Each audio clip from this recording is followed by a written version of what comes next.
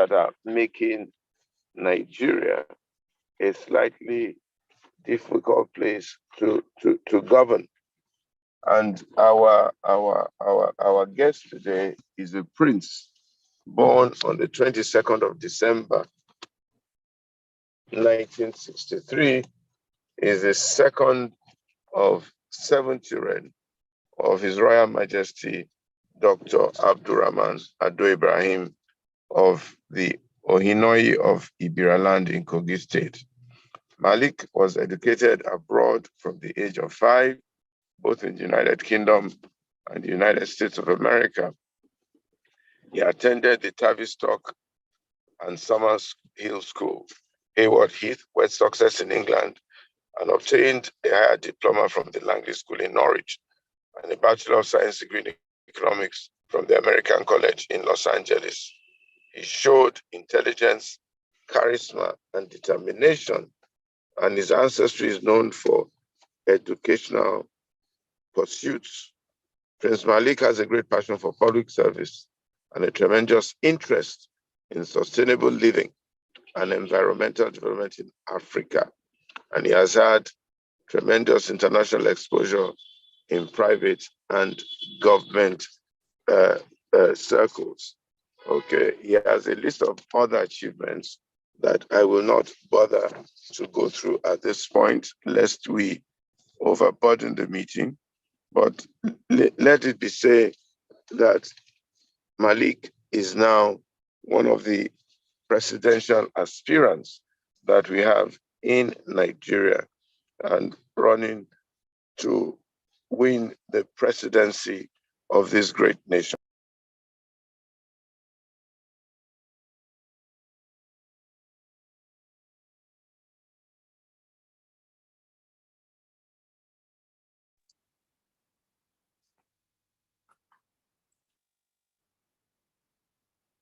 Pastor is rejoining.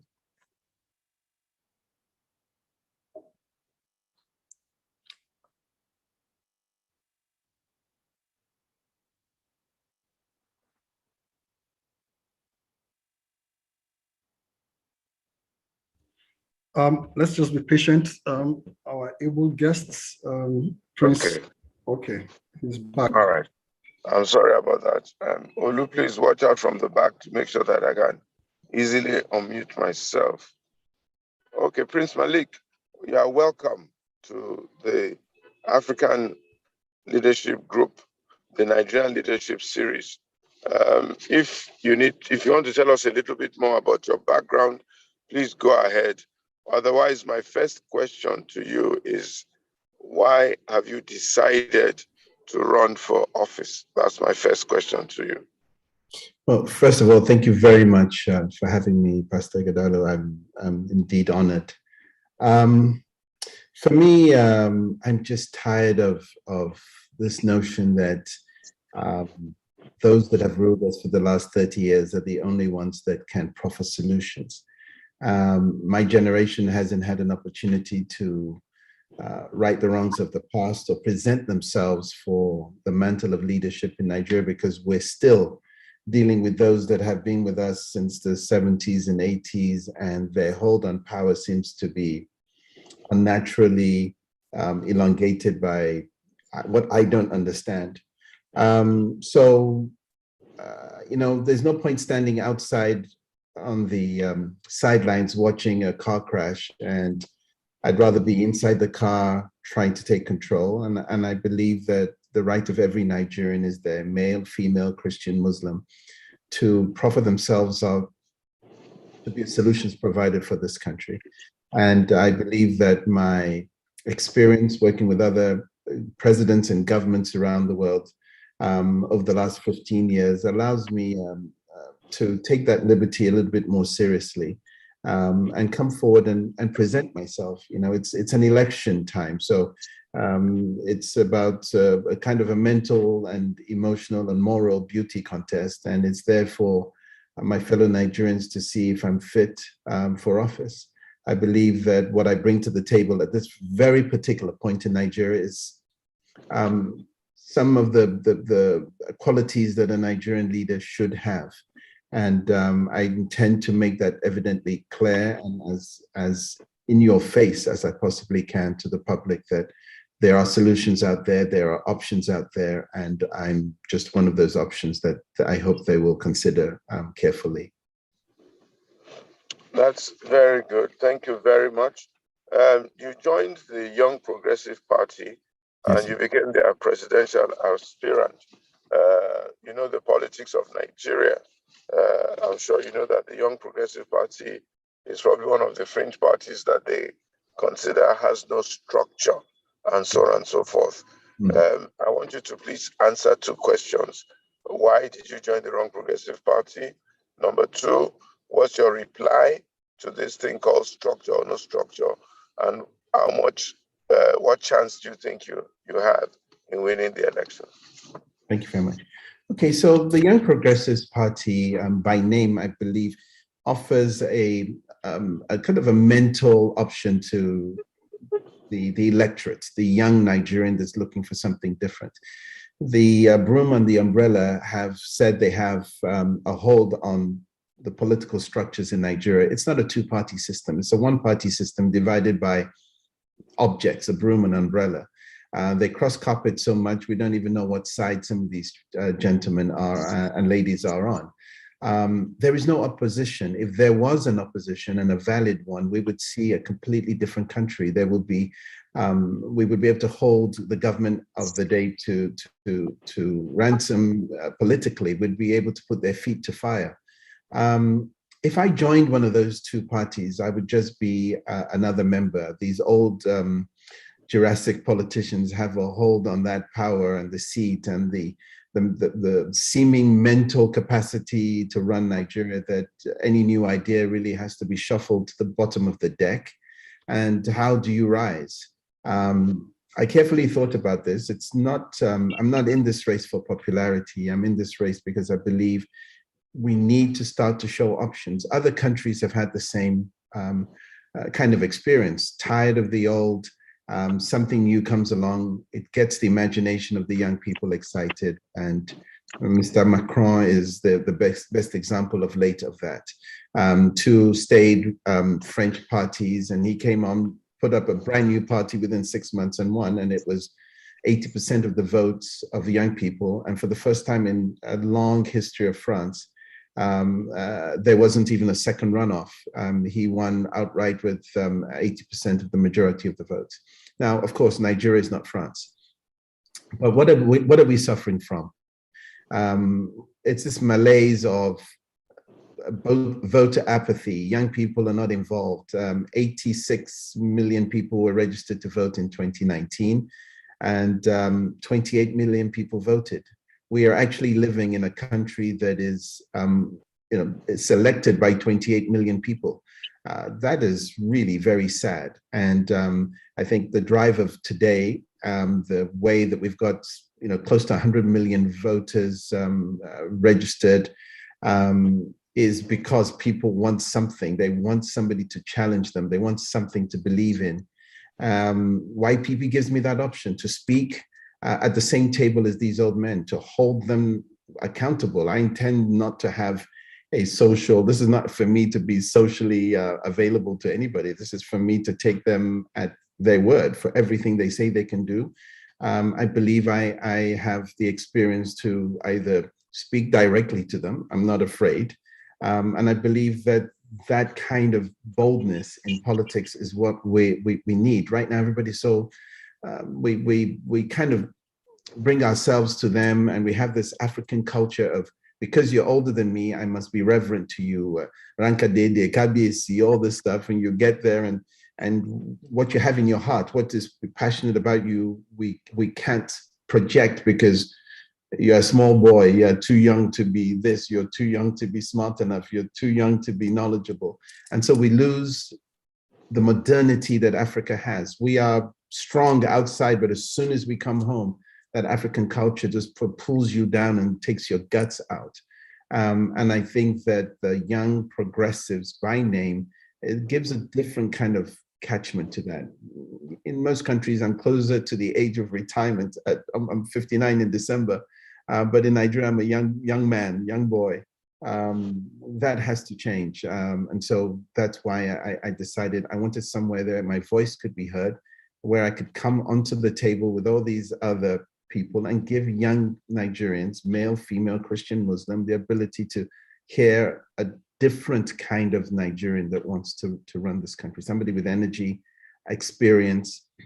Yes, I might not be politically experienced in Nigeria, but I've been at the United Nations with 154 countries, run an agency with 154 different presidents and ministers. And there's no scandal, there's no scam, there's nothing. I've done my job, and I'm very proud of that fact. And I didn't even go in as a Nigerian. I went in as an international that won a competition for renewable energy. And I believe that's why the YPP stands as a real passion for me to be able to push myself forward. On the question of structure, it still goes back to the 86 million people that registered to vote. If these old parties had such a strong and convenient structure that was politically strong, President Buhari only won with 15 million votes. I mean, that is a pathetic a reflection of what the voter apathy and the voter interest in Nigeria is. Those structures don't work. They only work for personalities, not for the party. And I believe that in 2023, we're going to have the same problem. It's not going to be about the party structure. It's going to be about the individual that wants to lead this country to greatness, and not this malaise and voter apathy that we're going through right now. So I'm not a big one for structures. I believe you need to be out there. You need to vote. We need to have presence in these all 36 states. But we need 2/3 of the votes to win in the presidential calculation. So one can also be careful not to be in all 36 states. You can pick carefully the 24 or 26 states you want to operate in. There's no point operating in some places where the presidential candidate is extremely strong. Even with all the votes of Lagos, one man cannot win the whole election. He must win with 24 states at least. So structures are great, they sound good, but I think it's more about programming yourself and being clever about the way you present your voter structure and to try to win. And I think the number for everybody now is 20 million votes. If you can get up to 20 million votes, you'll be strong in the elections coming forward. So that's my take on it. And I believe my party presents me with that best option to be able to bring a new breath of fresh air to Nigerian politics and the country's polity. So how are you going to get the 20 million votes, if I may ask? Well, I started this journey in October of 2021. I didn't just appear out of nowhere. We did good work beforehand. I had in 2017 a structure called Reset Nigeria Initiative, which is in all 36 states. And we've been canvassing for young people to get involved in the vote. We didn't just use party structures, we have individual structures, we have businesses in all 36 states. I've worked with the universities. Sometimes you don't have to be so overt with what you do. The military structure in my head tells me to, walk softly but carry a big stick. I'm quietly confident that we will be there or thereabouts if things go right. But there are a lot of intrigues that go on in politics in Nigeria that, yes, I'm new to, and I don't intend to do anything illegal or immoral to be able to get the vote. I intend to present myself as a forthright, clear-minded individual. And as I said, 2017, I started looking at this to join a party, to join my Reset Nigeria initiative with a party. And in October 2021, I decided, well, I'm not seeing anything that excites me. I took the party structure. It's a clever party. It's not loud. It does what it needs to do. It does meet with the young people on a regular basis in different ways than the normal political movement. So short of giving you everything that we're doing, I think you can kind of read between the lines that we're not taking this lightly. We didn't just join this thinking on a whim we're going to do this. I've been thereabouts, as I said, since 2017. So I'm very proud of what my team of young people have done over the last 4 years. All right, thank you very much. You did say that you think you have the qualities that will make for a great leader in Nigeria. Excellent. We did have a program last week, and that program featured on the kind of leader Nigeria needs. What are the qualities that you think you have that will give you the capacity and the competence or the ability to lead Nigeria successfully? Thank you. So I think most, the Nigerian experience that we want to have is where those qualities that I want to talk about will come forward. And I'm unique in the sense that I come from the middle of this country. We haven't had a middle belt leader, just that the Southeast hasn't had one, then the center, the middle belt hasn't had one, whether you want to call us North Central or otherwise. We believe that if you rule from the center, you can bring everybody together. Unique in the sense that I am a Muslim, but I have a Catholic mother and a Muslim father. And in the 60s, when I was born, that was acceptable. And I don't have any kind of misunderstanding of religion or a bias in one way or another. It'd be like cutting off one part of my body to satisfy the other. And I think that uniqueness has to show. I studied in Yaba, where I was born, at All Saints Church for many years of my life before going to Islamia as well. So I have this very balanced view, I believe, that is very unique. And I believe that we need a moderate, in every sense of the word, to be able to bring this country together. Even if it's for a short while, by example, some things can be done that will get this sort of division, this hegemony of North or South or Christian or Muslim. We need somebody that's a uniter in chief. All my life, that's what I've been groomed to be. And that grooming brings me to those qualities. So the qualities are here. If you ask the majority of Nigerians today, what are your problems? What are the top 5 or 4 things that you wish you could have today that would make you feel proud or comfortable to be in Nigeria? The first, or in those 4 things, security and power, electricity, would be the top 2 things, or at least in those 4 things that would be brought forward. I can say I'm uniquely qualified because of my background in both elements, in the military establishment, with the military industrial complex, with an understanding of modernity in security and intelligence. I have vast experience that I would be happy to elaborate on, but that experience, it goes on till today. I'm building things, I'm creating things, I'm developing things in the security profile of 18 countries right now, and I'm definitely at the top of that list. In the power sector, I hate to sound less than humble, but I will tell you that as far as Africa is concerned, in the modernity of power, there's probably only one other company that has the kind of understanding, or individual that has the kind of understanding of modern power, the energy mix that is needed. Not in the, I go to somewhere for 3 days to go learn something. I've been doing this for 15 years in different countries. I built renewable energy plants. I put energy mixes within conventional and renewable energy. I'm powering industry, countries, states, villages around the world. Even in Nigeria now, people are beginning to see what the capacity that a made in Nigeria product can have, and an individual that understands that. But to sort of blanket that, 2 things that are very important to me. I believe justice.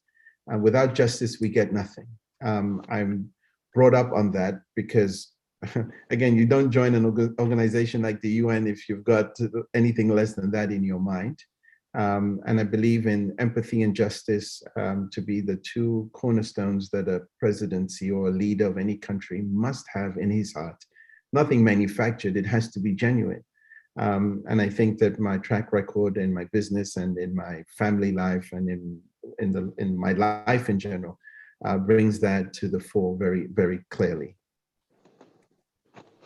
Somebody was asking on the platform that, oh no. We can hear you though.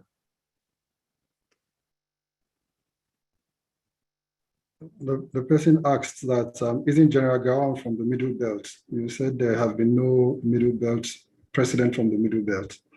I didn't say commander-in-chief, I said president. And let's get the syntax right. The military were not elected as presidents, they took power. Who was elected? We haven't had that. The journeyman of a military commander-in-chief is completely different. So I hope your viewer can understand the context in which president is meant rather than— Can you hear me? Sorry. Yes, go ahead, Pastor. We can hear you now.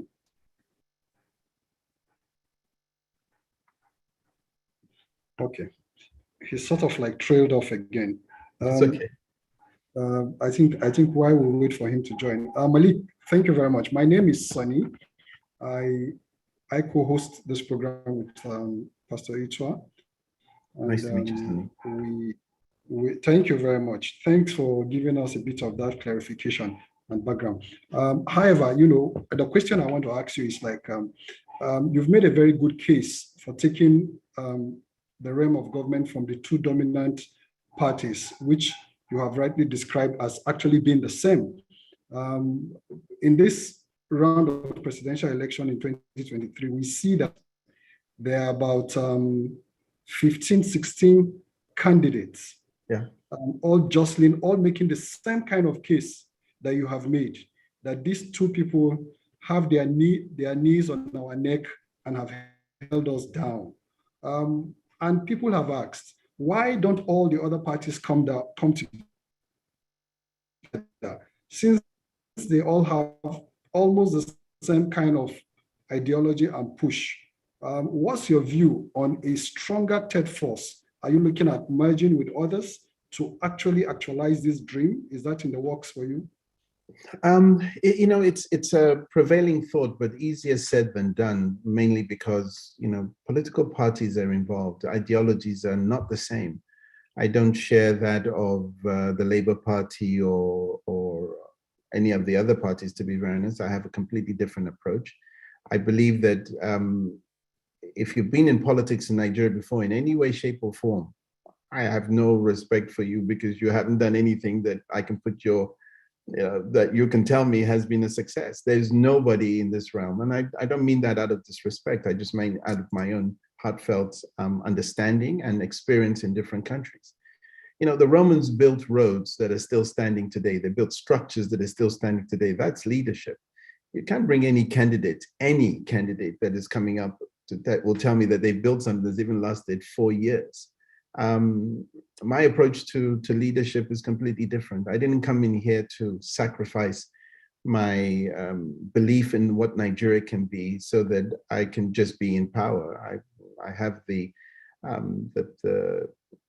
luck and the blessing of the Almighty that I can live anywhere I want. But I want to be home. I have one passport. I've never changed that. I've lived outside Nigeria for 47 years and I've worked in all kinds of agencies. The idea of compromising on your thoughts and your... Hello?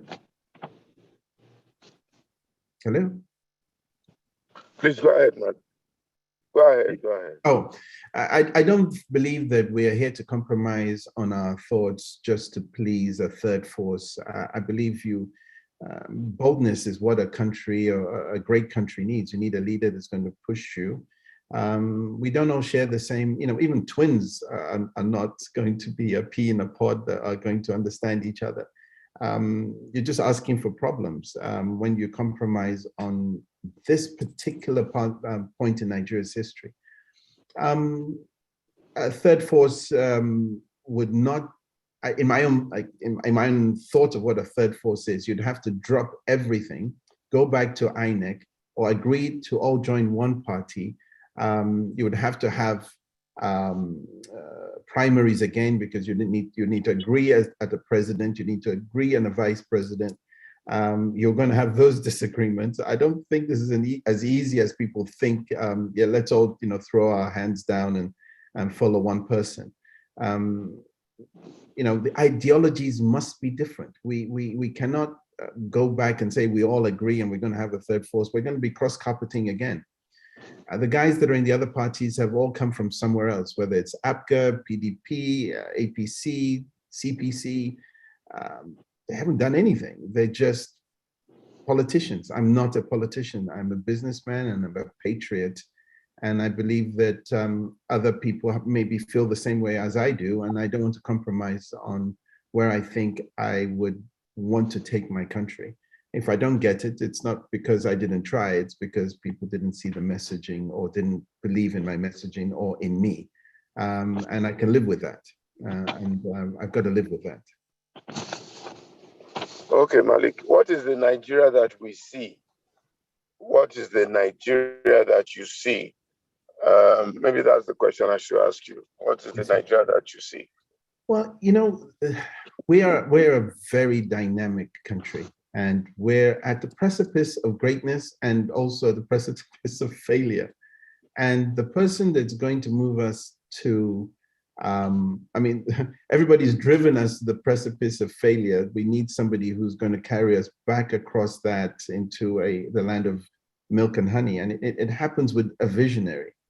So my vision of Nigeria is one where we have a state that has a plan, not just we're going to have more power, we're going to have more jobs, we're going to, you know, that's the political speak. There has to be a plan.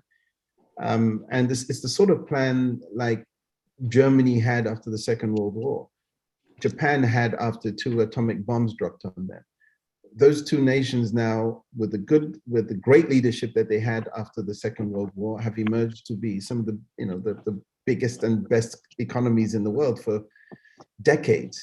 And so what do we need? We need somebody who understands the catalyst of business. Nigeria is a business. It's not a country in the traditional sense. And I say a business in the way that I look at running a country like Nigeria. You need to have an understanding of what are your strong points. What's strong in the East is not strong in the North. What's strong in the South is not strong anywhere else. So the Nigeria I see it's got all these really amazing pieces.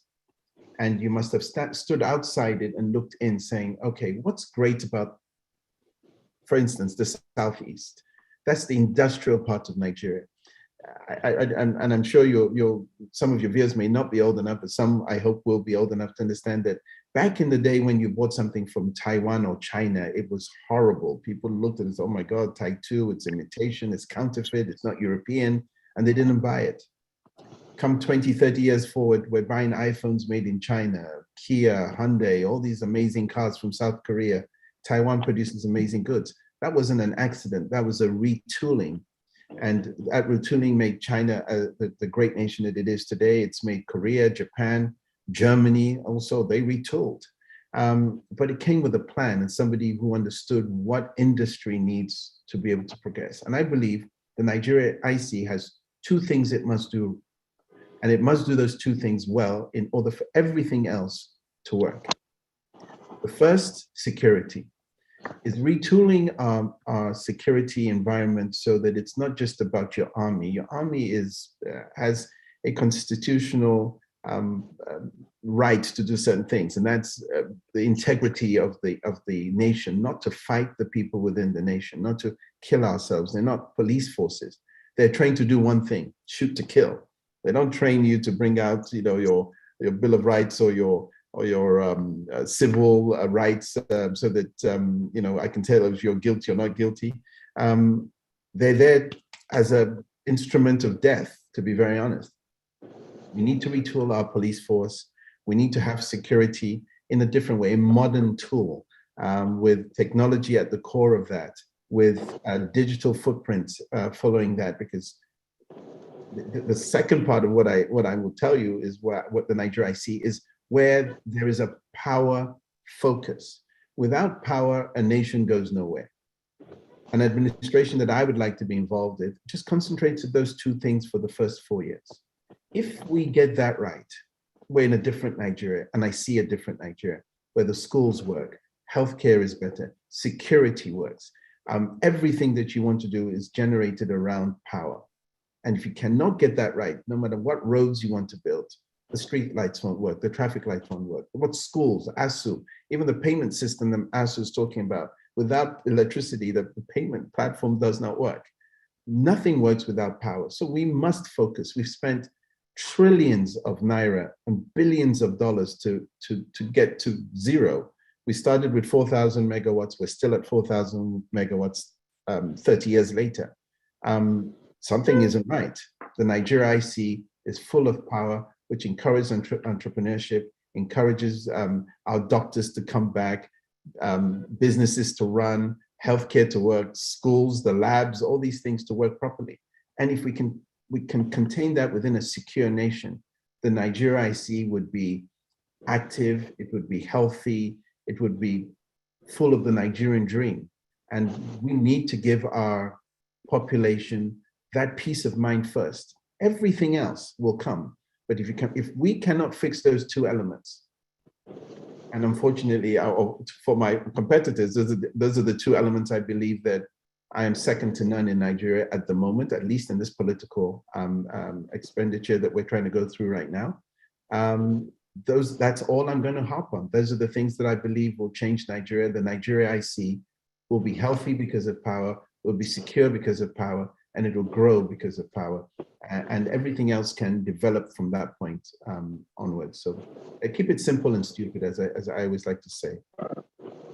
So can you tell us in very simple terms how you would handle the security situation and how you would get us power in the Nigeria that you see?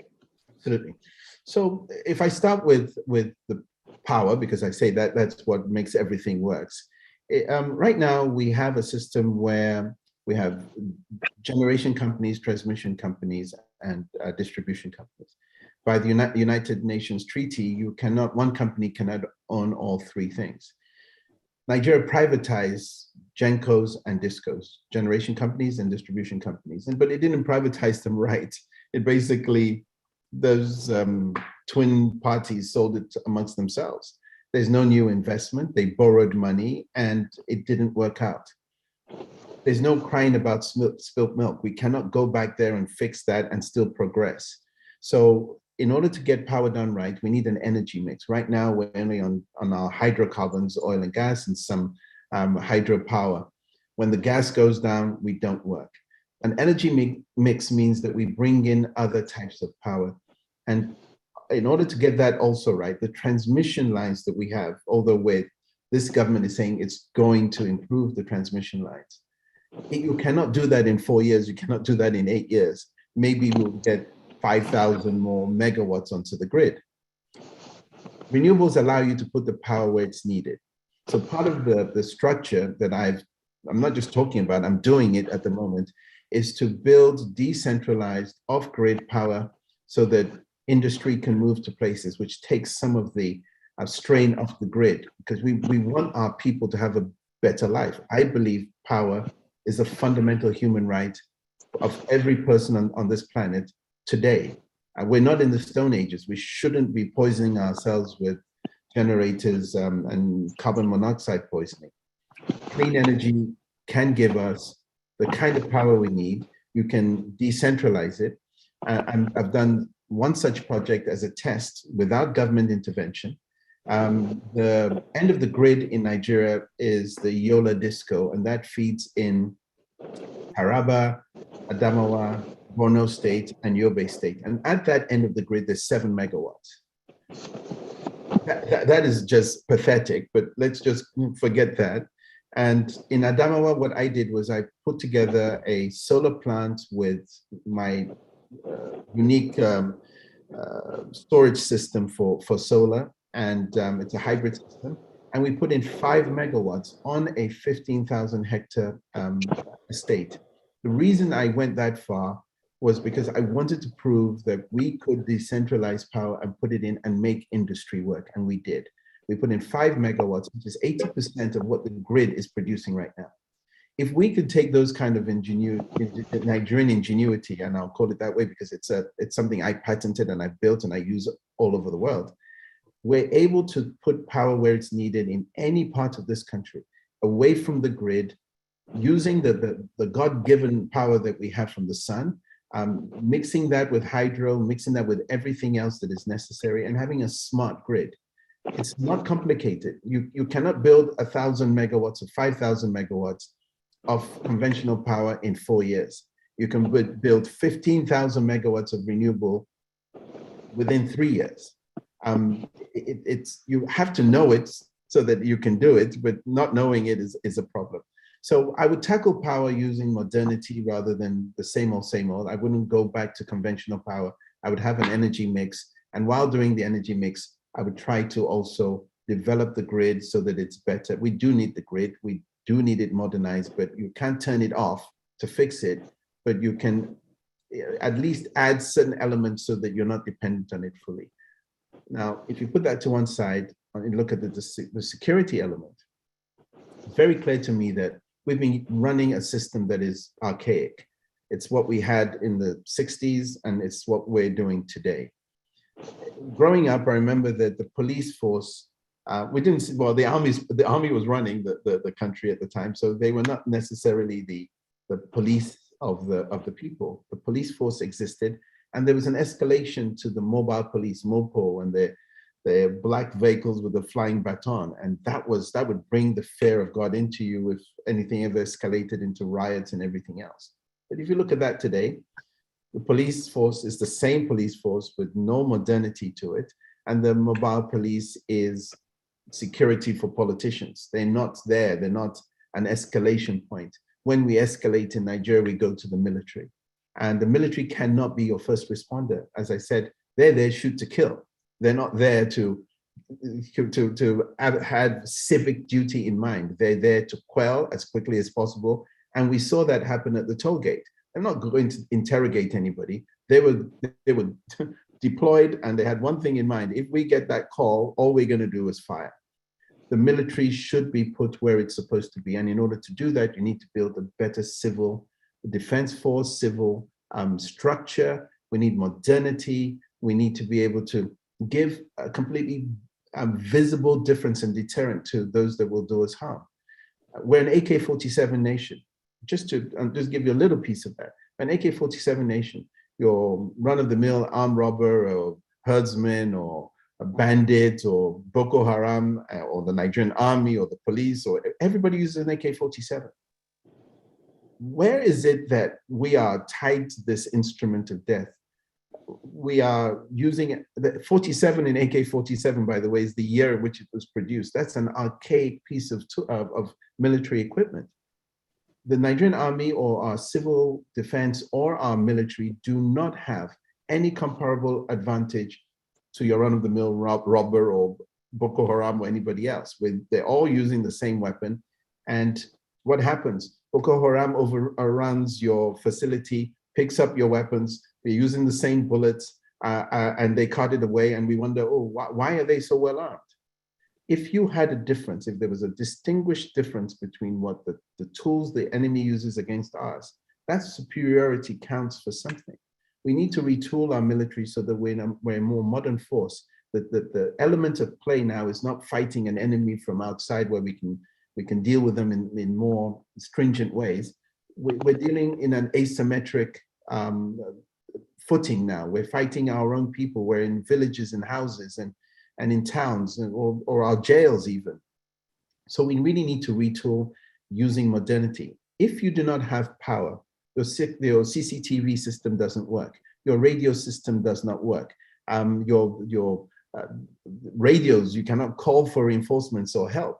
So if you take what happened in the Kuje jail, your enemy is coming towards you in superior numbers. You cannot call for reinforcements. You cannot even see them because you don't have the tools. There's no power. The generator wasn't working. It's a farce. So you can't call anybody. You just have to deal with this. And they operated there. But they operated with one other thing that is really a travesty. We're a government. Nigeria is a government. We have the ability to have an air force. That's superiority in the air. That is surveillance. All these things we don't take advantage of. No Nigerian aircraft fly at night for security reasons. They don't.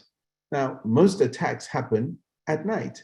The enemy is not stupid to come out during the day and be massacred. It will travel and operate where it knows it has an advantage. And we need to be able to see at night. We need to train our people better. We need better security at our very core. And where I'm very comfortable is that's what I do. I'm very confident in what I can put in play. I'm very confident because we can use so many different tools that some of them I'm even building for different countries. I'm not a passive political player at the moment. I'm coming into this fight with experience, with knowledge, not with theory, with absolute practical knowledge of what I need to do to make this country the kind of country I want my fellow Nigerians to be excited about. So as I said, those are the two elements that at play. Everything else will fall in play if we can just get that right. And I'm praying that we will be able to do that in the not so distant future with an administration that has this in mind. And that's my thinking.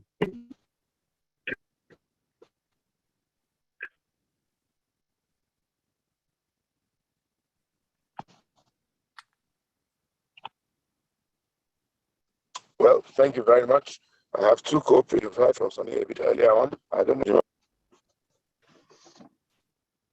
I beg your pardon, I'm not hearing you very well. Okay, let me just, before we throw the floor open for people to ask questions, we're going to be asking questions now. In your own thoughts and in your own mind, do you think it's going to be possible to truly get it?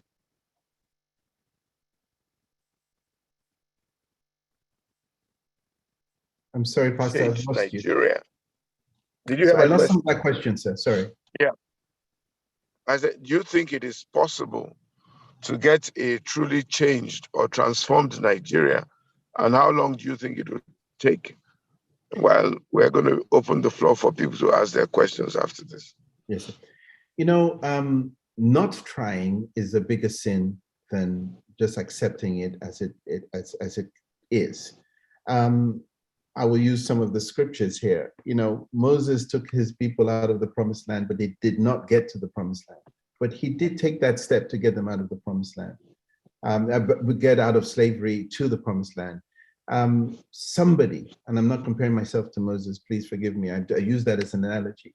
What I'm trying to say is that we must try to get to the promised land, to the Nigeria we want. And it takes individuals to do that. God cannot come down and do it. He will use people. But it's up to us to open our eyes to see the potential of these people. You cannot celebrate wealth. You cannot celebrate theft. You cannot celebrate mediocrity. That's all we do. That's all we do. You cannot tell me that any of the individuals coming forward, and I mean that with all due respect, and those two big parties, if you ask me what your antecedents is, where did you come from? What did you do? How do you have such godfather-like wealth and power? You cannot trace it back to my education or anything. It comes from the politics that you're in. They took from us to get to where they are. It's a controversial thing to say, but if I'm to be honest to myself and to my God and to my people, we need something completely different. We need somebody who's coming here as a Nigerian, as a patriot, as a lover of people, that's coming to lead and not to preside over us with the Babari or a long red tie to try to make ourselves look good. What have you done? The parable of the talents tells you this all the time. What have you done with the talents that God gave you? And all these people are going to tell you promises, but they cannot show anything that they've done. They didn't build a road that is lasted. With all due respect, there's only one leader that's ever built anything in Nigeria that lasts till today, the Roman style. And that's General Ibrahim Babangida. Without that third mainland bridge, Lagos would be nothing. Without him being forced out of office because of the Orca coup, Abuja would not be built. There's nothing else that's standing that is a structure that somebody can say, this is something our president built or our government has built. And I believe that needs to change. And I believe that when you have a vision, you can build a Dubai. When you have a vision, you can build what Mohammed bin Salman has tried to build in Saudi Arabia in the desert. When you have a vision, you can do what the Romans did. Nigeria is no different. We just need a visionary to get us there and somebody that can get the people to buy into. Now, that road of 1,000 miles starts with one step. We cannot say it won't happen. We can only do our best to make sure we get there. And I'm putting myself up to be considered for that leadership of that journey, to plan that journey for my people, all my people, not Muslim. I'm not the president of the Muslims. I want to be president of everybody. I don't want to be a leader of just a segment of people. I don't have any political ties. And I think the only way that the Nigerian youth can stand up and take this journey is it realizes that the power is with the people. They are the power. And not to think that the person that they're going to vote for is the power. They are the power. And somebody has to speak truth to the people. And that means you have to speak truth to power. And you might not like what you hear, but has the person done it? Does the person have the skills? Does he have the energy? We don't want somebody going to hospital. We don't want somebody, Nigeria is a young nation. We need somebody who will roll up his sleeves and get into action, somebody we can be proud of, we can believe in, and we can say, yes, I am truly a Nigerian because this is what my president looks like. This is what he projects for us. And visually, whatever your president does, however he looks, is what your country is going to be like. If he's sick, you'll have a sick country. If he's healthy, you'll have a healthy country. That's my belief. And as I say, I speak for my own personal conviction rather than, I'm not a politician. I just believe that we need a leader, not a president. All right, thank you very much. We're going to take some questions or comments from the floor. I had my friend on the floor, but it seems to have, okay, Afolabi Aji down. He will take the first question or comment, and then Bimbo, Otumba Bimbo Ashiru, and then, of course, Tunde Akpelogun. We'll take those three comments very quickly, and then we'll move on with the rest of the conversation. Thank you. Yourself, Good evening, everybody. Let me be quick. If you were ever to get it, and you were sworn in May 29, 2023, my brother, Prince, good to see you. Thank you. What would you keep subsidy or would you remove it? And what would you do with the refineries? Well, I'll put this in a context that we must all understand. When the subsidies were put in place, the refineries were working. Yes, the exchange rate was different. We're importing, but the subsidies worked because the refineries were working. In the last 7.5 years, not one of those three refineries has been working. So the subsidy, instead of subsidizing 60%, you're trying to subsidize 100%. It wasn't going to work. And it was, for me, very clear that we are going to have to import 100% of what we need rather than importing 60% of what we need. And that 60% was what was being subsidized. You cannot take that same subsidy to 100% when your refineries are not working, when there's theft of your oil, very flagrant, in-your-face theft of the oil that is being produced in this country. And we can do that because refineries are not working. So I have a different thought of this. The subsidies must go. They must go. We cannot keep weaning off this and say we want all these good things for our nation and we keep subsidies. But there would be a timeline. And I would want to do that in the first 4 years of the administration, which is very clear. Within the first 2 years, we will maintain a subsidized, very visible, very overt subsidy. We would get the refineries back up to speed, not by doing what the government does now, which is, let me use NNPC, that whole NNPC is another problem, but let's just go back to the sense that government should not be in the business of doing business, competing against nationals and its people. We need to decide, yes, it's a national asset. They should not be sold. But let's give somebody the opportunity to concession it to a company. And I wouldn't do it with just local companies. I would say there needs to be a mix between an international and local organization that would be able to win these concessions, but majority from the outside, and only outside that has experience, because those national assets are what makes the price of diesel, the price of jet fuel, the price of gasoline and kerosene come down. There's no point having these assets when they're not working. It's madness. So yes, the subsidies would go. We would try to get a free market. Dangote is coming up with his refinery. We've got 3 other refineries, 2 that really use Nigerian crude. And we would make sure that they are working optimally. Government stay out of it. Yes, make the money that you need to make governance work, but you are not there to run an organization. We don't run anything well. Give a good company that understands a renowned international outfit. And we've seen this to be the case that works. If you look at Emirates Airlines, you won't find one Emirati on one of the best airlines in the world. Look at Etihad, you will not find any other Emirati on that, or even Qatar Airways. They've given it out to good management, which posts positive results. And one more point to that is, you look at Aramco. Saudi Aramco privatized and declared an $87 billion profit this year. NNPC is trying to privatize, but it can't even show what it's done. The refineries don't work. Why would you want to privatize? Why would you want to go to an IPO when you have nothing to show? We are just copy and paste without any vision. And we really need to retool. We really need to think. We need leadership that understands what the global environment is doing, and not just, we're big for nothing. We need to be big for something. And first of all, big for Nigerians. Thank you very much. Bimbo Ashiro, please. Yeah, thank you very much. Good afternoon, everyone. Anyway, good afternoon, everyone.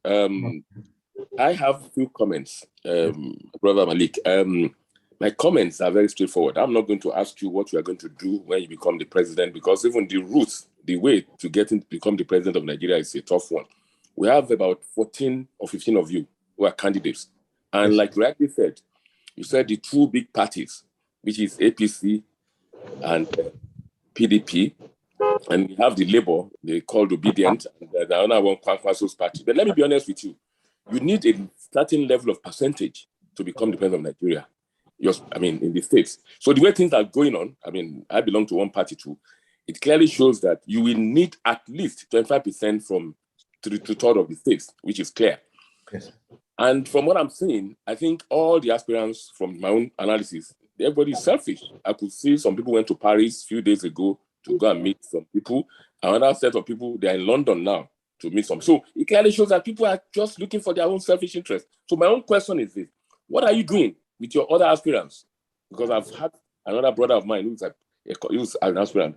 What are people doing to get yourself together? You see, we have 14 aspirants. It clearly shows that three are always, two are big, or let's say three are big parties.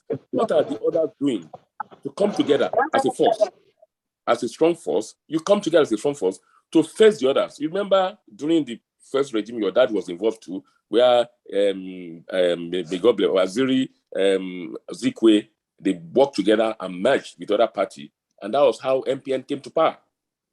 Are you getting me? So my own point is this: you see, we should not waste our time. If you are coming out alone, I don't see you winning. I'm not God. I can tell you that clearly. Don't let us waste our time here. I won't come here to tell you what you want to hear. You know you're my brother. But the point I'm raising here is that, what are you guys doing as a force to come together? Let's say the 14 of you come together as one. The remaining, 13 or 12 of you come together as one and face the other political party. You can probably bring Obedient in or something.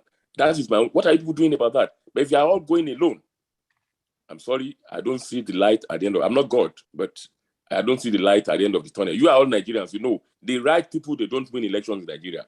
People that are fraudulent, we win. So don't let us defeat ourselves. So my own point is that you should, if you are not doing it now, you should start talking to your other contemporaries so that you can come together as a force to rescue Nigeria, or rescue Nigeria from what is going on. That is my own advice. Thank you very much. Thank you, sir. I'll address that. I think I kind of touched on it earlier on. The difficulty is getting everybody on the same page. Even if we all wanted to do this, the rules are so bent in favor of the other two parties that you'd have to go through a whole new different kind of primary, a whole new different kind of registration. We'd have to agree at what tool we were going to use, which party platform we would use. It's hard. I'm not saying impossible, but it's going to be very hard to be able to do that. Our system is not geared to do anything other than accommodate the big two parties. Breaking them is, there are various ways that people think this egg can be broken, but it's a hard one. I'm not sure that even a third force could do what it needs to do. I think we need to there's going to be some divine intervention in this somehow, one way or another, but Nigeria just needs a breath of fresh air, a break from the past. I hope that, what you're wishing for could happen. But it's hard. There's no communication mechanism because you've got, the chairman of the parties are run by different excos. I've looked at it and I just see it almost impossible. But if there's a will, there should be a way. But in the Nigerian context, I think it's really difficult because there's some people saying that the only leader can be Christian. So the next iteration of government must be led by a Christian. I don't agree. I think it should be run by somebody who has the country at heart. Yes, of course, I would say that because I'm Muslim, but I also believe that we need a moderate. We need somebody that is not extremist. We need somebody that has an understanding. With all these things I've just said, it's also divisive. So we've divided ourselves already, and coming together to pick, a Christian leader, if that's where we're going to go, or a moderate, is going to be very difficult. May God help us. That's the only way I can look at this. And I pray that we find a solution in good time before February 2023. All right, thank you very much. Can we get a comment from Tunde Akelogun, please?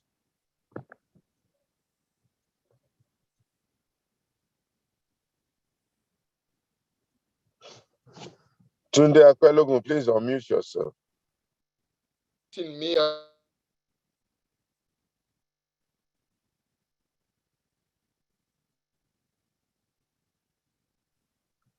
Akelogun, please unmute yourself. I am unmuted.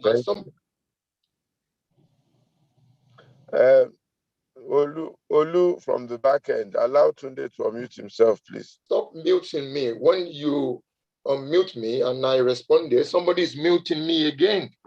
We can hear you now, sir. Yeah, thank you. Mr. Malik, I listened very carefully with your intelligent presentation. You said you were born in Yaba. I know that you are a nationalist because you happen to understand the Nigerian politics very well. And I believe you are conversant with the issues going on in Nigeria. Now, assuming that you know everything going on in Nigeria, various campaigning groups, you must have heard that the Yoruba nation have secured 2 of the 3 steps for them to secure Yoruba nation. How will you intervene to make sure that there's no Yoruba nation, or if there's going to be a Yoruba nation, how will you advise those who are in government to negotiate with the Yoruba nation leadership? Thank you. Yes, you're right. I'm a nationalist. I love my country. I love what it stands for. Not because I'm sort of this dreamer, but a little history on my part that may help people understand where my nationalism comes from. I come from a traditional family that is a family that has been a traditional ruler family. My grandfather, my great-grandfather, my father, it's been a line of monarchy, if you like. And because of the kind of size of family that I've had, we've married into every part of Nigeria, whether it's my father Yoruba, my aunties Igbo, my uncles have married different places. We speak different languages. We have a different view of Nigeria than most. I cannot cut my arm off to feel better about myself. I believe that I'm built Nigerian. You can't take away the Niger Delta from me because I have siblings from there, cousins. In a way, I'm a Yoruba man myself because so that's where I'm from. But I'm a Nigerian. I'm also Ibira, and that's where my ancestry from my father comes from. My grandfather worked in in the building of a nation with Lord Lugard. He was the first African monarch in 1930 to visit the UK as a monarch, not a slave. And he came back with things for his people. My uncle, Malik Ado, was the ambassador to, or the high commissioner to the UK in 1960. He signed the independence document on behalf of Nigeria and brought that document back, and he lowered the flag. I've had Uncle Aliu Atta, IG Police, Adamu Atta, Governor Kwara State. We've had ministers, PAMSECs, and countless ambassadors, all for the love of Nigeria, not because we wanted to separate. We're stronger together than we are apart.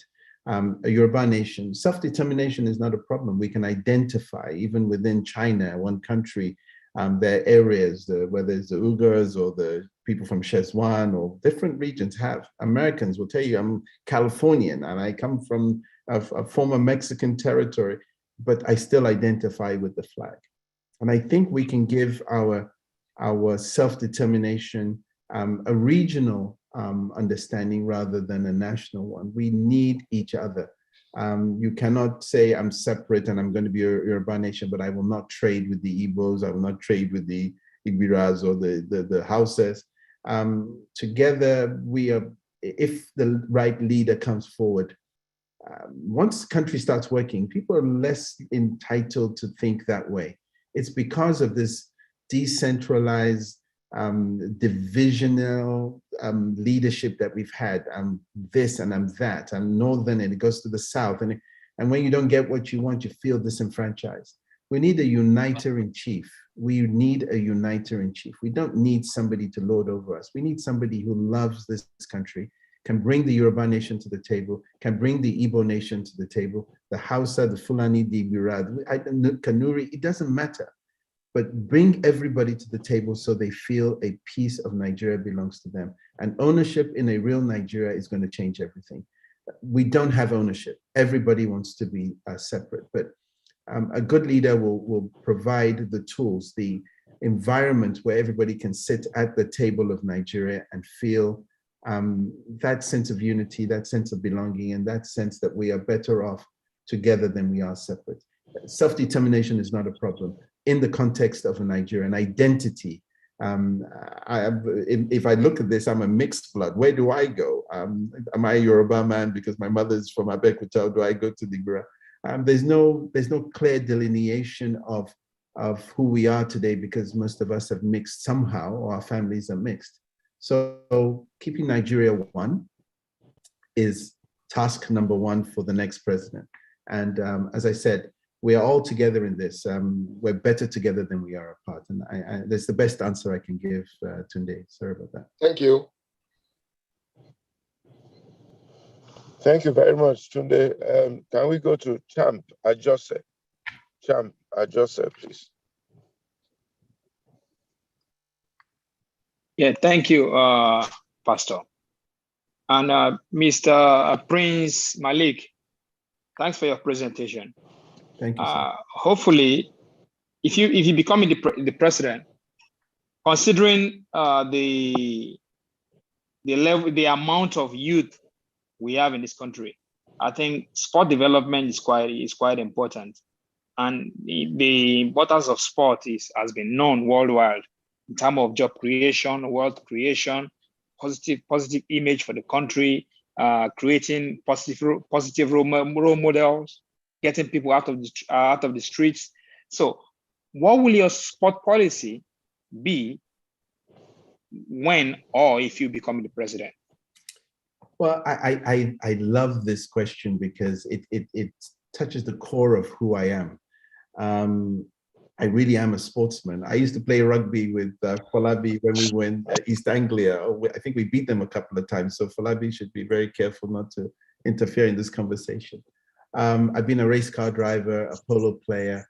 I understand what this does to our nation when your national anthem is being played. It's familiar. You can recite the American national anthem or the British one or the French one because of sport, not because they won a war.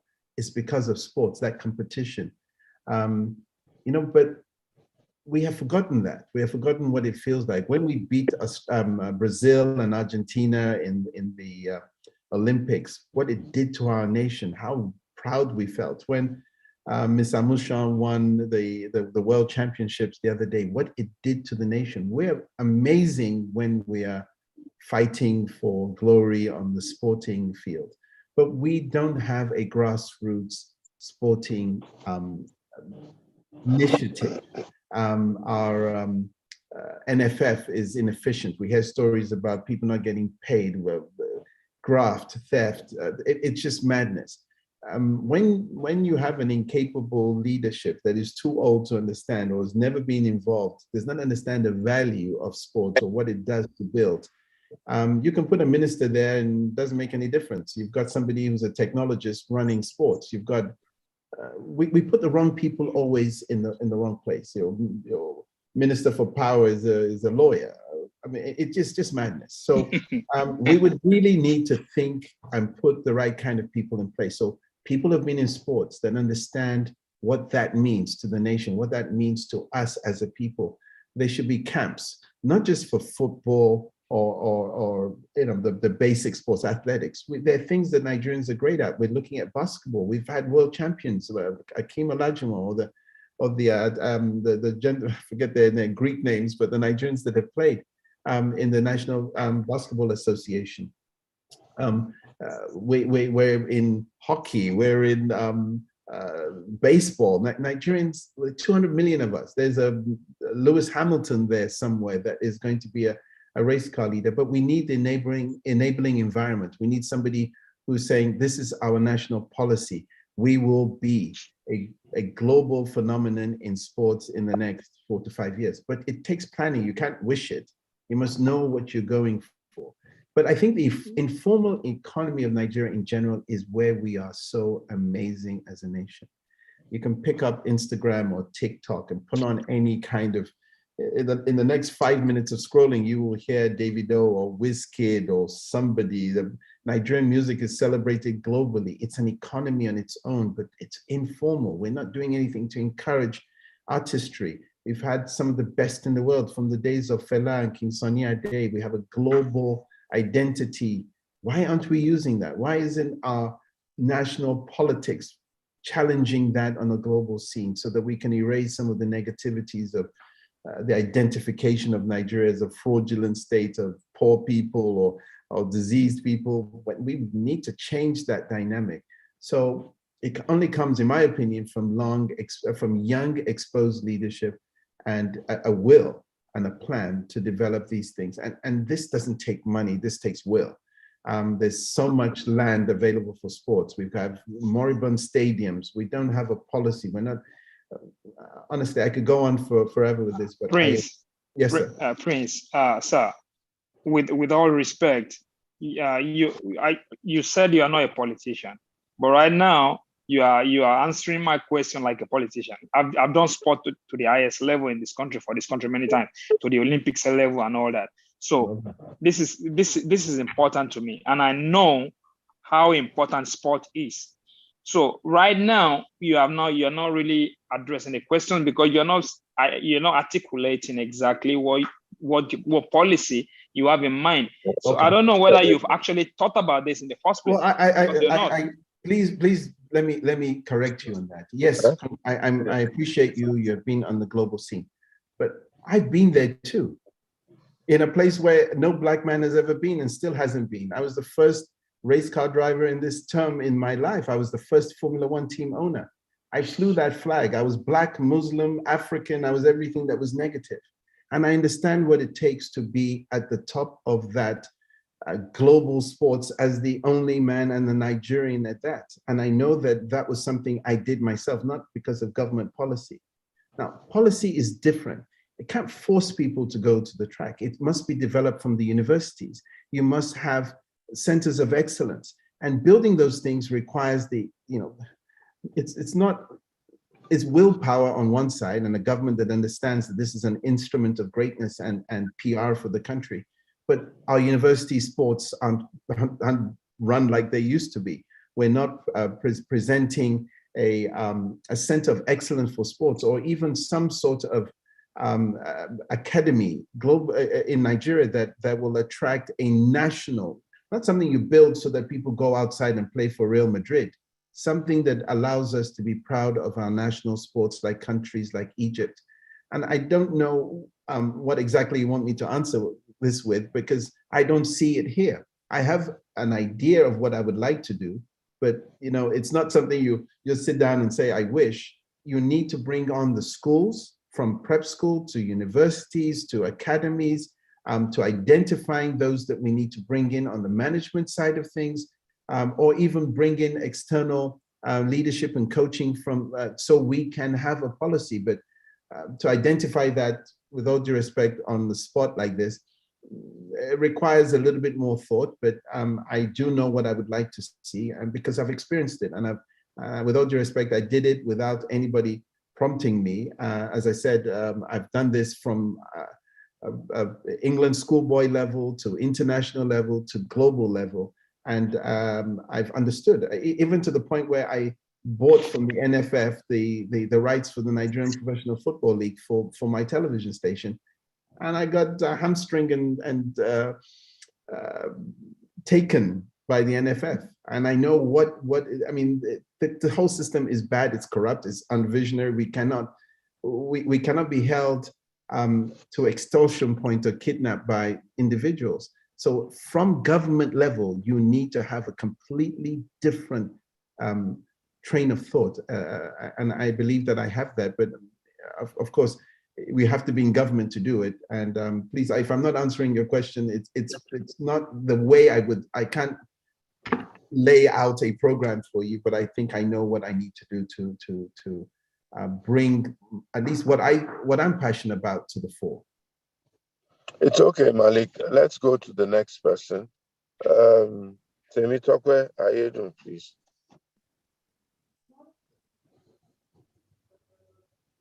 Hello, everybody. It's been a wonderful evening listening to you, Prince Malik, and very refreshing as well. I'd like to just talk about one comment you made about we need leaders, not just a president, and we need a uniter in chief. And I absolutely love that line. Now, you've mentioned something about corruption. What do you plan to do about endemic corruption in Nigeria, which is actually bottom up, top down? The next question is, what are your thoughts about restructuring and changing of the constitution? And I would absolutely love someone like you who's a progressive to take over the reins of the country. But if for some reason that doesn't happen, but you are still called upon to take over something like the Ministry of Power as a minister, is that something you'd be happy to do? Thank you. Thank you very much. It's a lot to take, but I'll try and get it all down to the top. If I miss anything, please interject.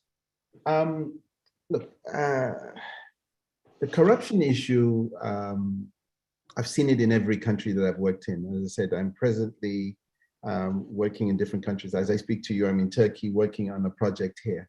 Corruption is everywhere, whether it's in the United States or Turkey or Nigeria. We just seem to do it in a way that is unproductive. People build things and money changes hands. We're not daft, we're not blind. We understand that there's temptation, nobody's an angel, but do your job. We celebrate mediocrity in our country. When a minister builds a road, everybody's hailing him that he built a road. Hello, that's your damn job. Build a road and move on. Build tons of them so that the country moves. You're not there for self-aggrandizement.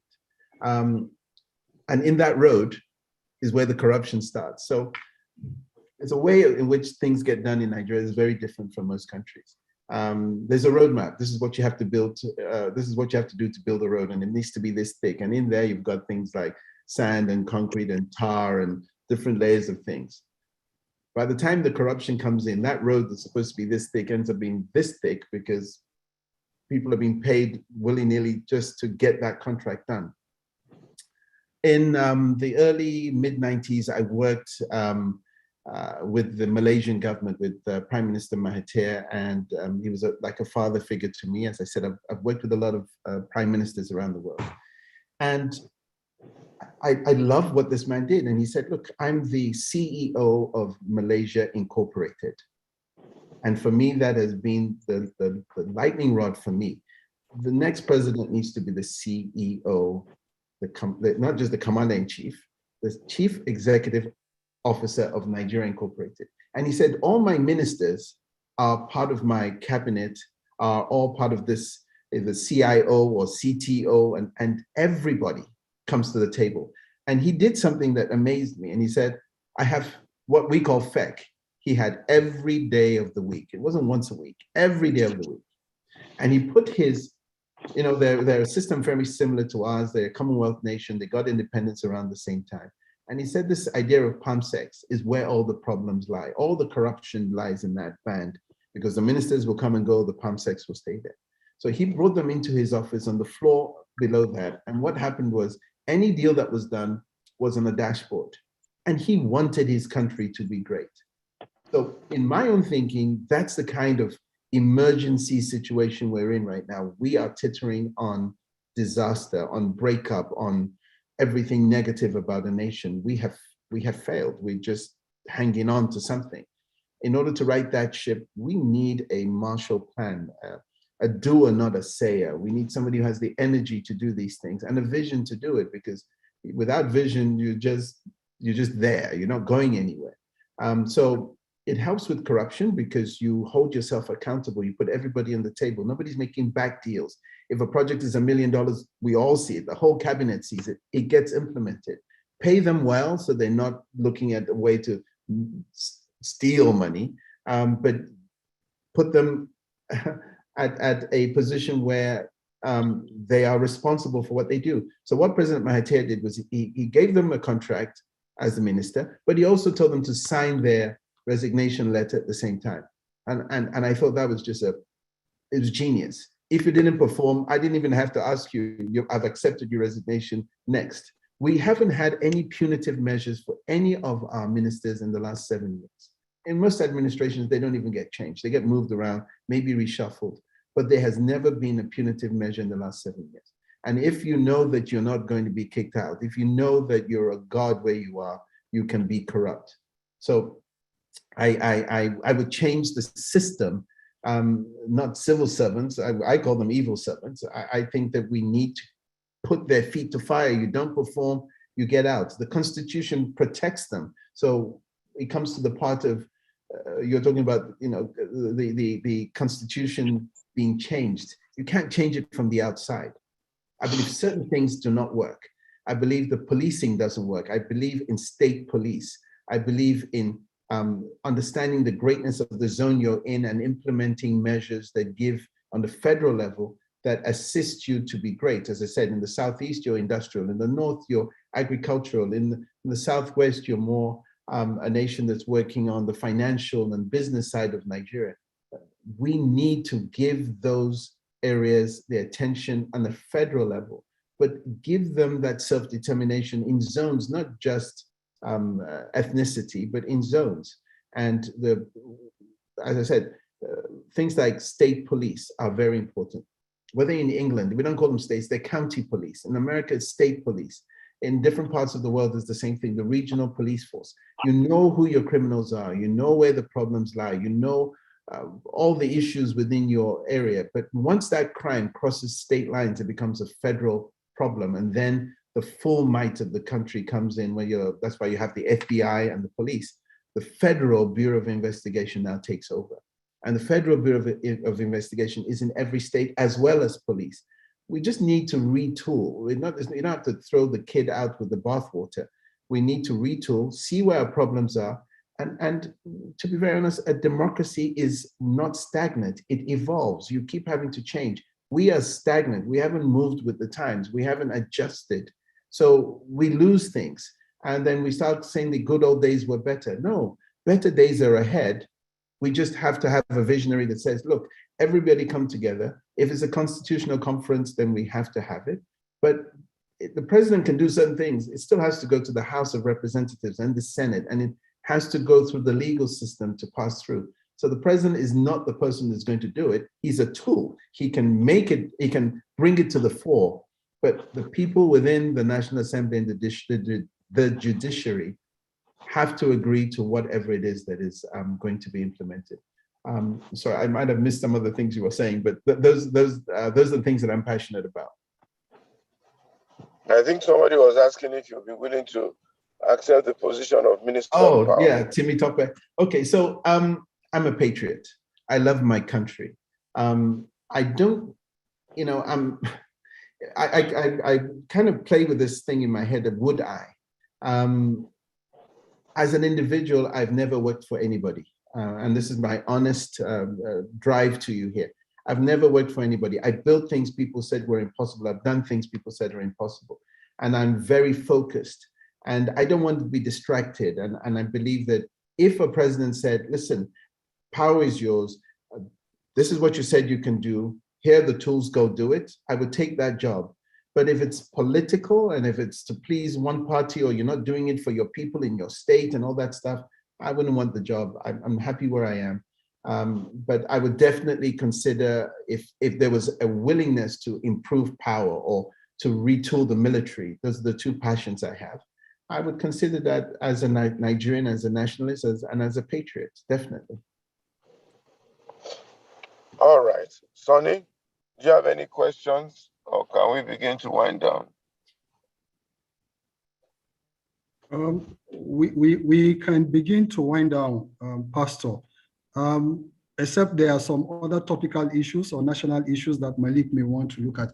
I think he's been asked on what he will do about security and what will be his position.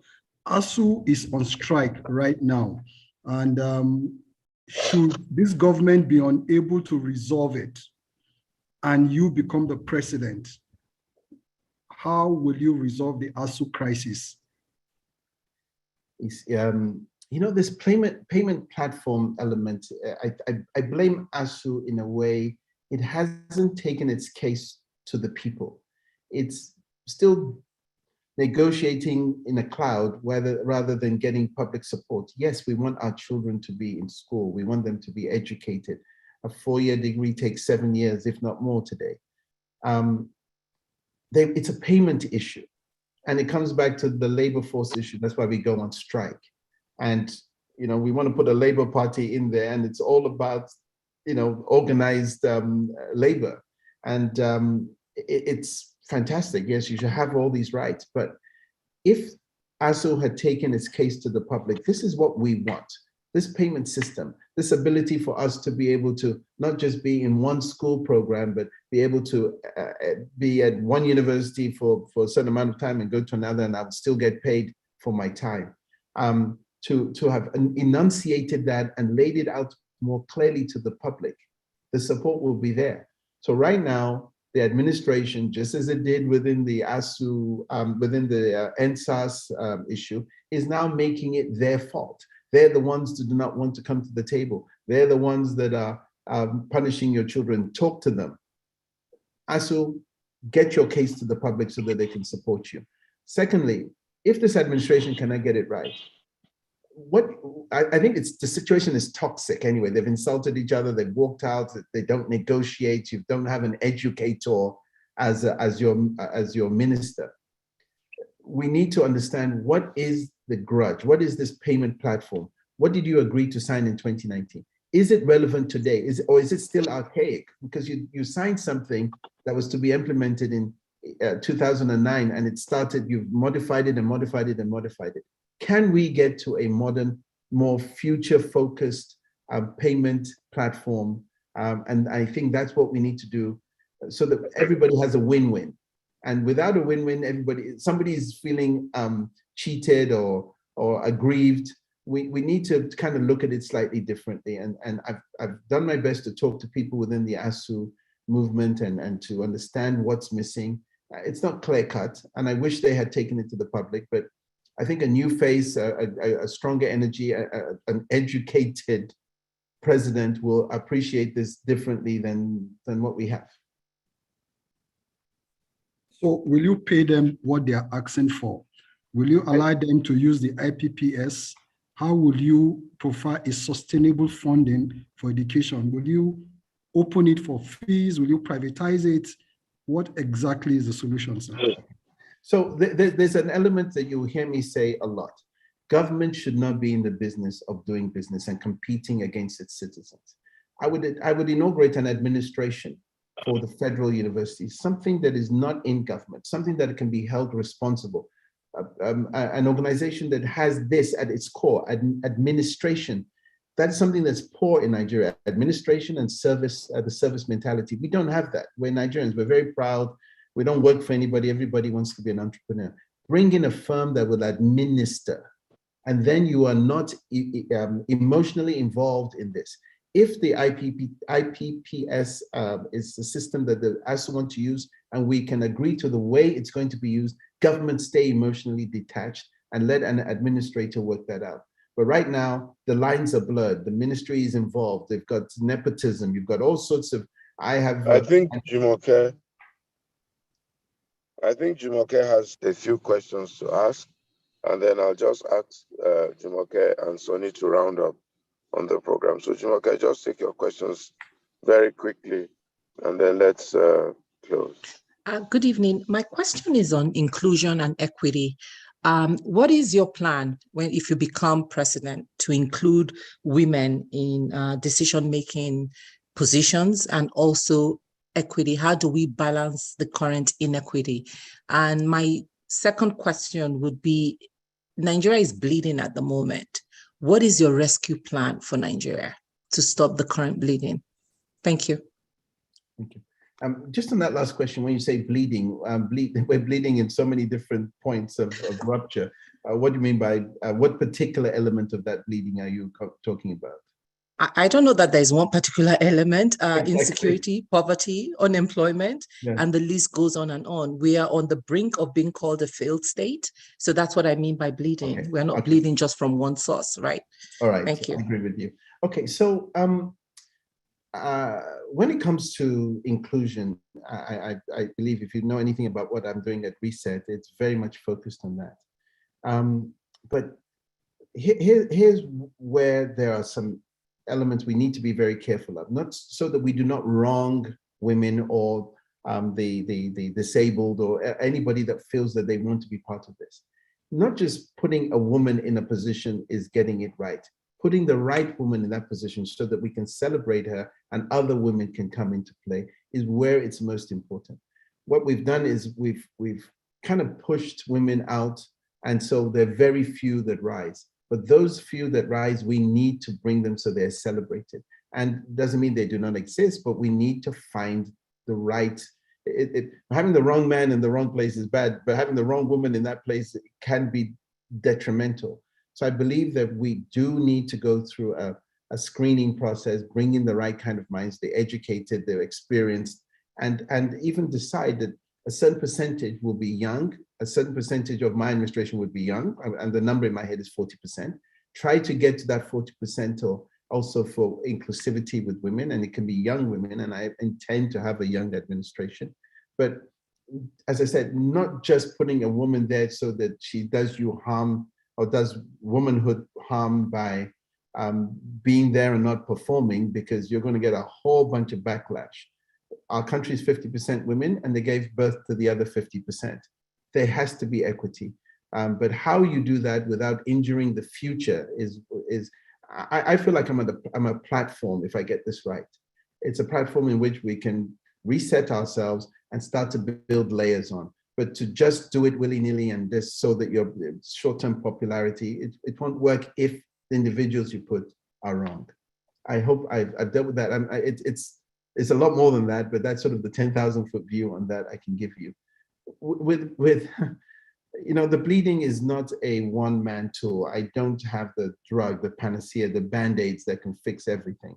But we need to fix some things so that we can start to feel, you know, we're in a state of angst. We're angry, we're worried, we're careful. We don't go out at night. We don't travel during the daytime. Our trains, our planes, everything is not working.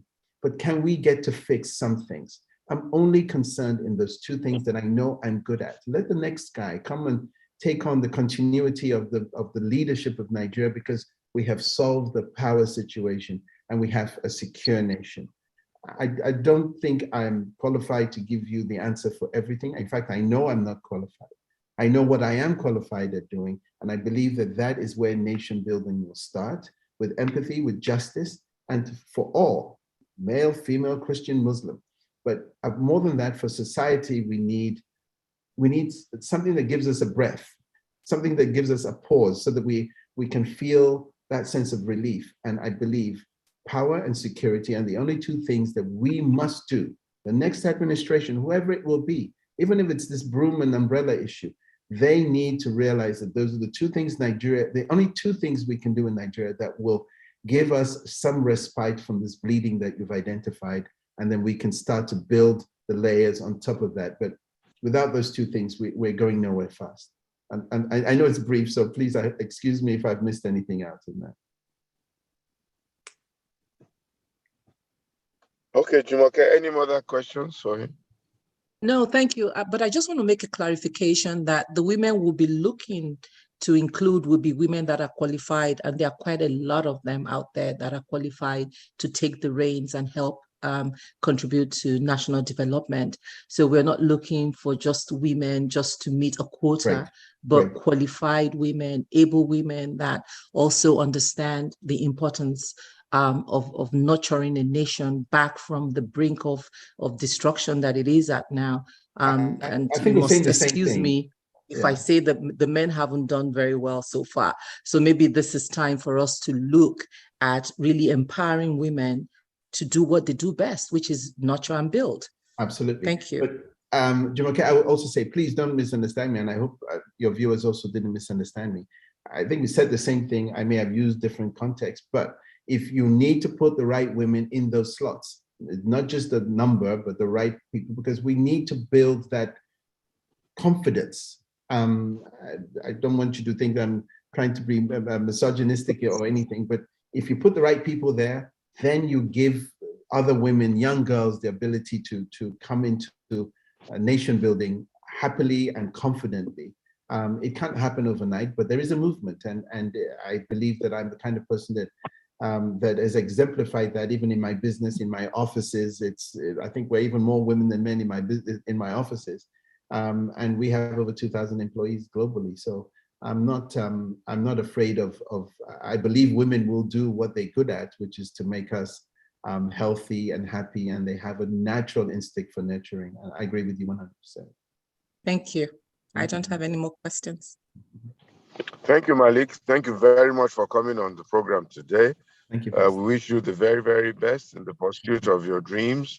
We pray that God will really provide for Nigeria a truly, truly outstanding leader that will take us to where we're supposed to do. Nigeria is a really wonderful country. Thank you very, very much. God bless you. I don't know if you have any parting shots you want to give, or we're good. I would love to just say, look, these kind of conversations are what this nation needs. We can't be kept in the dark anymore. They're great individuals, male, female, Christian, Muslim, as I said, they're Nigerians. But we need to hear them. These are amazing platforms. I'm really thankful to Falabi for pushing, for also my friend Buki for telling that I have to speak on your platform and to meet you. Your viewers, I hope that whether you agree with me or not, the conversation must be had.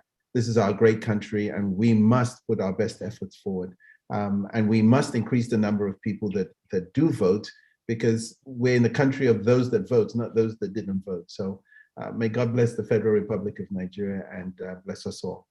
Thank you so much for your time, sir. I appreciate you very much, and everybody else too. Malik, do you have a social media platform that you may wish to share, those that want to engage with you on the continuous basis? Thank you. So the initiative I have is the Reset Nigeria initiative.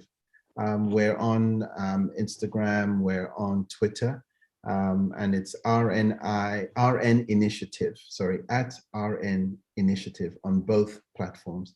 And of course, I have my own page at Real Malik Ado on Twitter, as well as Instagram as well, and YouTube on all three, by the way. Sorry, thank you. Okay. Okay, somebody is saying very impressive presentation. Wish you the best, Malik. Thank you, sir. Great and intelligent discourse. Thank you, Prince Malik Ado-Ibrahim. Wishing you all the best. and so on and so forth. Well, I need to thank Afolabi for making this possible. Yes. Although I know that you and I had tried to reach out. I mean, you'd reach out to me some time ago. My brother Aswe told me. Yes. But somehow we couldn't make it happen at that time. Yes. And so on and so forth. But now we have finally made it happen. And I get the impression you're in Turkey. Yes, sir. So when you come back to Nigeria, let us see and let us continue the conversation one way or another. I know your house very well in Yaba. I've been to 1 or 2 parties there. Yeah, with Azad and Azir. Thank you very much. I'm so grateful for this opportunity. Thank you so much. All right. Which group is Malik meeting with in Turkey? No, all the candidates are in France, in London. So which group are you meeting with? No, so unfortunately, I'm building power systems here in Turkey, and it's the kind of thing I want to do back home too. So yes, they've identified me as a go-to company for renewable energy, and I'm really proud of the fact that I'm flying the Nigerian flag in foreign lands as well. All right. Wish you the very best. Thank you, sir. And bring some of those profits back for us. Certainly, for sure. Proudly. Thank you, sir. Bye for now. Bye-bye. Bye, everybody. Thank you. Thank you, everyone, for coming. God bless you. Bambo, you're going to run for president, I see. Okay, then. Bye. Is there no way? We'll see. Okay, then. Bye. Falabi, thanks a lot. God bless you. Mr. Imajona, thank you very much. Good Ayang, good to see you. Tunji, see you. Sonny, thanks a lot. Thank you very much, everyone. Thank you. God bless you all. Thank you.